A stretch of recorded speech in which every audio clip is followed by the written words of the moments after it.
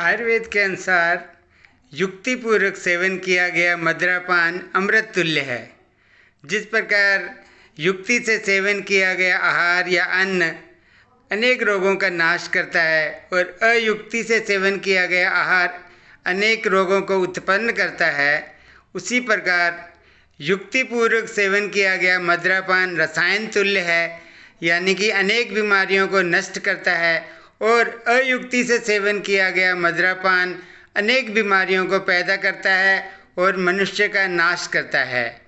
यहाँ आयुर्वेदिक में विष को भी बताया गया है कि अगर विष को भी युक्ति से सेवन किया जाए, युक्तिपूर्वक सेवन किया जाए, तो वो भी औषधि का ही काम करता है। तो यहाँ युक्ति से अभिप्राय है कि जो मदिरापान कर रहा है उस व्यक्ति की आयु कितनी है, यानी कि वो बहुत बच्चा या अधिक वृद्ध तो नहीं है, या उसको कोई रोग तो नहीं है, जैसे लिवर आदि के रोग में उसका निषेध किया गया है।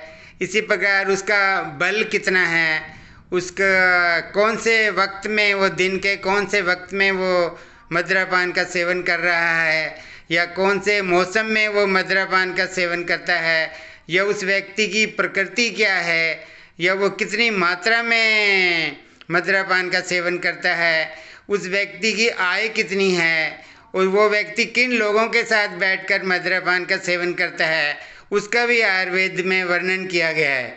यानी कि अगर वो गलत लोगों के साथ बैठकर, जो उसके मनपसंद लोग नहीं हैं उनके साथ बैठकर वो मदिरापान का सेवन करता है, तो उसके भी अनेक नुकसान बताए गए हैं।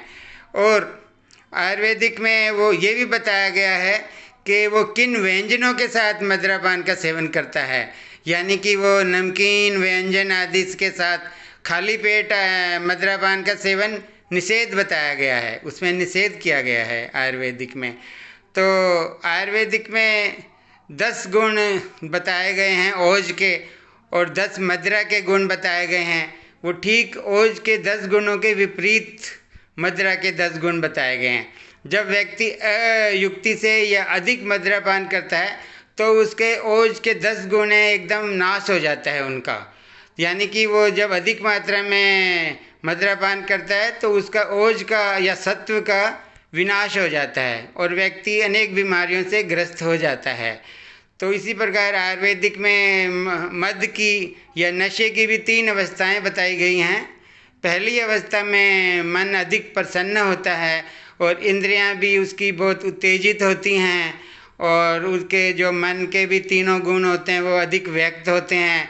उसके बल की भी वृद्धि होती है, उसकी वाक शक्ति बढ़ जाती है और द्वितीय अवस्था में उसके सत्व का या ओज का नाश होना शुरू हो जाता है और उसके मन को कंट्रोल करने लगता है उसका नशा।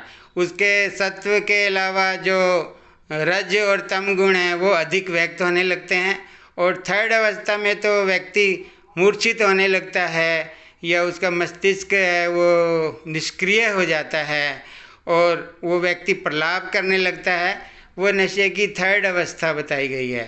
तो लेकिन जिनका स्टेमिना अच्छा होता है, यानी कि जो मन से बहुत स्ट्रांग होते हैं या मदिरापान के आदी हैं, उनको ये स्टेज देर से आती हैं।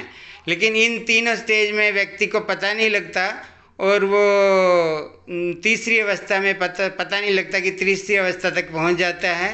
तो इसी को एडिक्शन बोला गया है।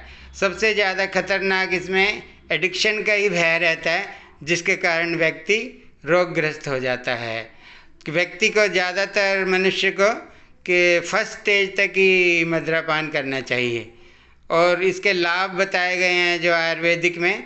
उससे व्यक्ति को नींद अच्छी आएगी, उसको भूख अच्छी लगेगी, उसको अगर कब्जी रहती है, कॉन्स्टिपेशन रहती है तो वो दूर हो जाएगी और उसकी शक्ति की वृद्धि हो जाएगी, उसका मन प्रसन्न हो जाएगा, उसको चिंता भय वगैरह वो सब दूर हो जाएंगे और ये सब उसके फ़ायदे बताए गए हैं।